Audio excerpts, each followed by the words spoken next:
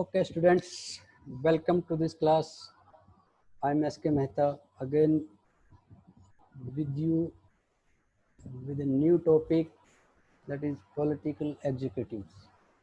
So in the last class, we have discussed about the parliament, functions of parliament, and then two houses of parliament.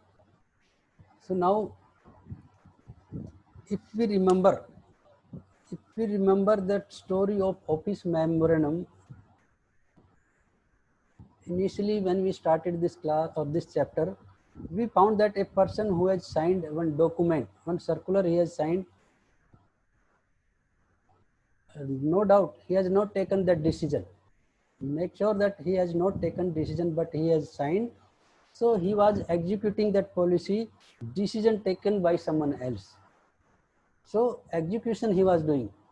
So like this we see that Prime Minister, he is also taking many decisions, but we also know that he could not have taken any of the decision if he did not have the support from Lok Sabha. This is also very important in that case. Anyone who is taking that any decision, they are having some sort of authority for that. So in that case, those who are taking these type of decision, they are only executing the wishes of parliament in a plain language, if we say that. Then, so at different level, any of the government, we find some functionaries, they are functioning, they do day-to-day decisions, but again they do not exercise any supreme power on behalf of the people.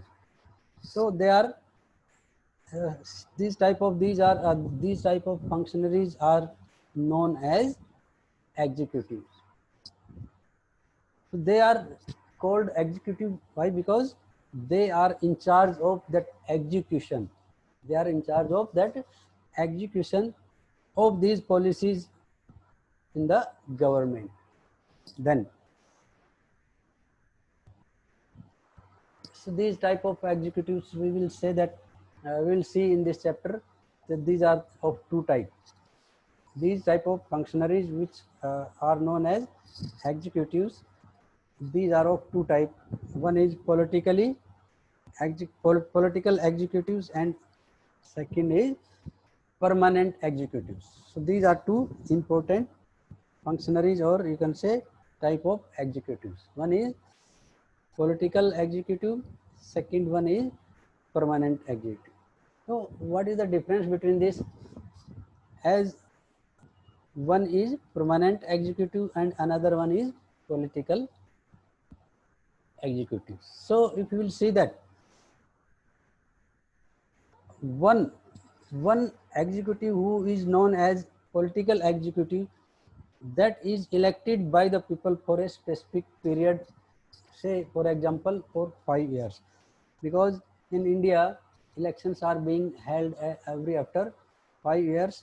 So in that case, these political executives are temporary and elected for a particular period, that is 5 years. So political leaders who take the big decision, all these political leaders are falling in this category. And in the second category, the people are appointed. Make sure that people are appointed on a long-term basis, that is called permanent executives. In this category, for example, we say that all type of bureaucrats or government servants, they are known as permanent executives, or that is those who are doing that service on the basis of vacancies are being created and they are just appointed for long term basis. Okay, so these are the political executives and permanent executives.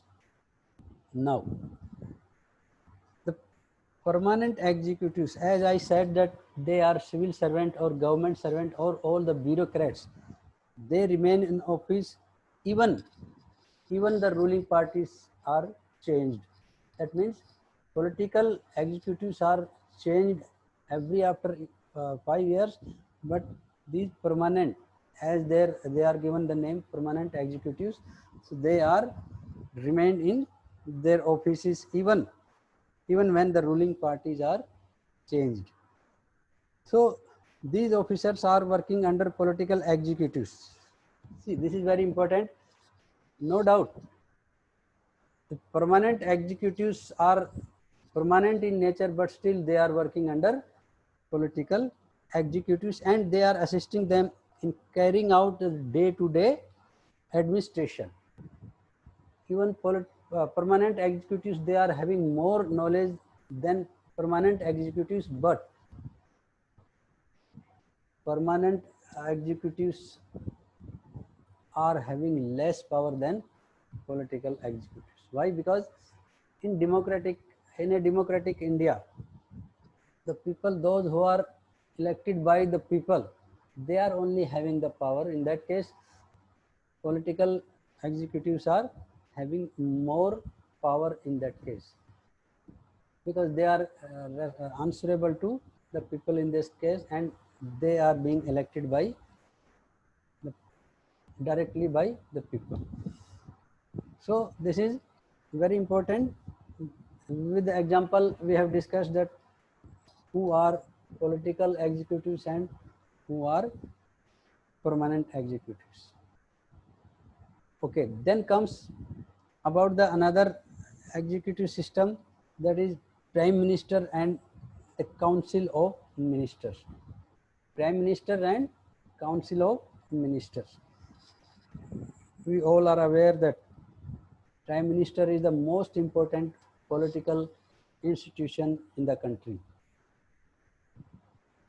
No doubt in that. There is no direct election to this post. President appoints the prime minister, but again, president cannot appoint anyone he or she likes. President cannot appoint as per his or her wish. That is again system in the election. In the election, any party is getting the majority in the elections, or that any political party is having majority of the members of, let it be in the state assembly or in the parliament. That assembly is choosing their leader, and that leader is becoming either prime minister or chief minister at state level. So in that case, any party is getting majority, let it be in the coalition system also, many parties are just combining for the majority. That system is known as coalition system. So this type of alliance nowadays it is in the trend. So president appoints that person who is chosen by that majority of the party as the leader of the parliament or even state assembly. So in this case, we are discussing about the prime minister. So prime minister is also not having a fixed tenure, because as and when he or till the time he is having the majority in the parliament, he is prime minister. If he is not having the vote of confidence, or if he is not having any majority, then he has to resign along with his ministers. So this is the system mostly in a democratic country. So this is happening in the case of prime ministers. Then now we will see that along with the prime minister, president appoint the prime minister, then again on the advice of prime minister, president also appoints the ministers also, which are you can say decided by the prime minister in a democratic country, especially in case of parliamentary form of government.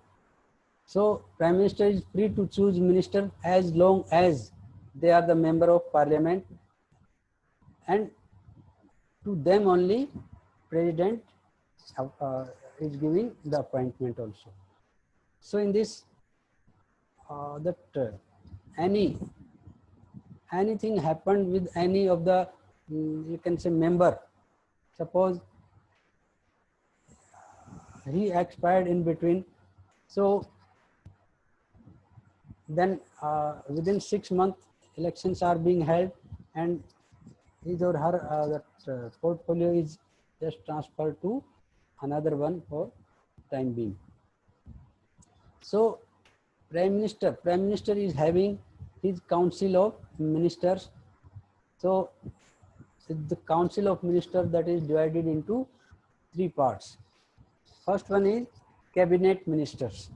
So cabinet ministers are usually top level leaders in the government, and usually cabinet ministers, they are taking the decision in the name of that council of minister, and this cabinet is having almost some 20 minister as per the size of the government. Usually the size of this cabinet ministry is that is of 20 ministers. Then comes minister of state with independent charge. So next category in this council of minister is that is minister of states with independent charge. So these are usually in charge of small ministries.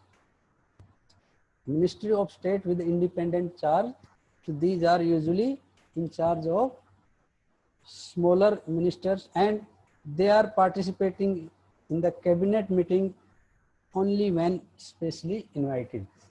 So these ministers are participating in any of the meeting as and when they are specially invited. Then in the third category, ministry of state, or sorry, minister of state. So these are also required to assist the cabinet ministers. The minister of states are specially appointed to assist cabinet ministers. Okay, so this is all about the prime minister and its council of ministers. Then comes in the next topic, powers of prime ministers. No doubt, in a parliamentary form of government, prime minister is the head of the government. He is the executive head of the government. So he is having all the powers as it is followed, that is a parliamentary form of government. So in the constitution, the powers of prime minister, these are not described much, but still, as he is the executive head of the government, so almost all the powers lies in the hands of prime minister. So what are the different powers of prime minister? One by one we will discuss.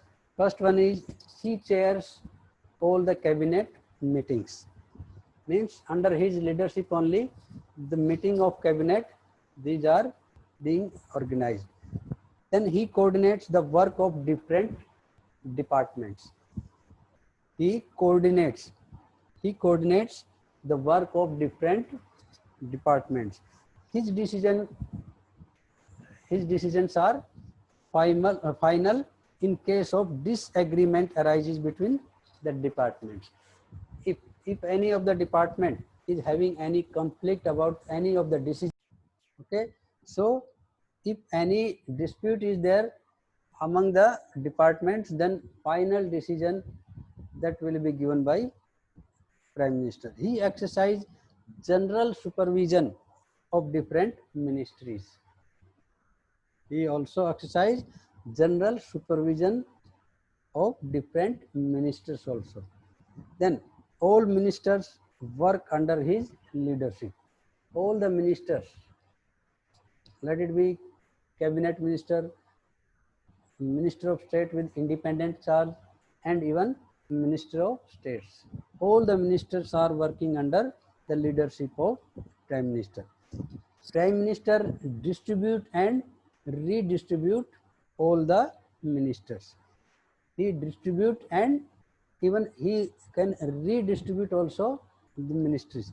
He also has the power to dismiss the ministers. This is also very important power of prime minister, that he can dismiss any of the ministers. When prime minister quits, then entire ministry quits. That means if prime minister is resigning, then all the ministers, they have to resign in that case. So in many cases prime minister is having many powers. In that case, suppose in case of the coalition government,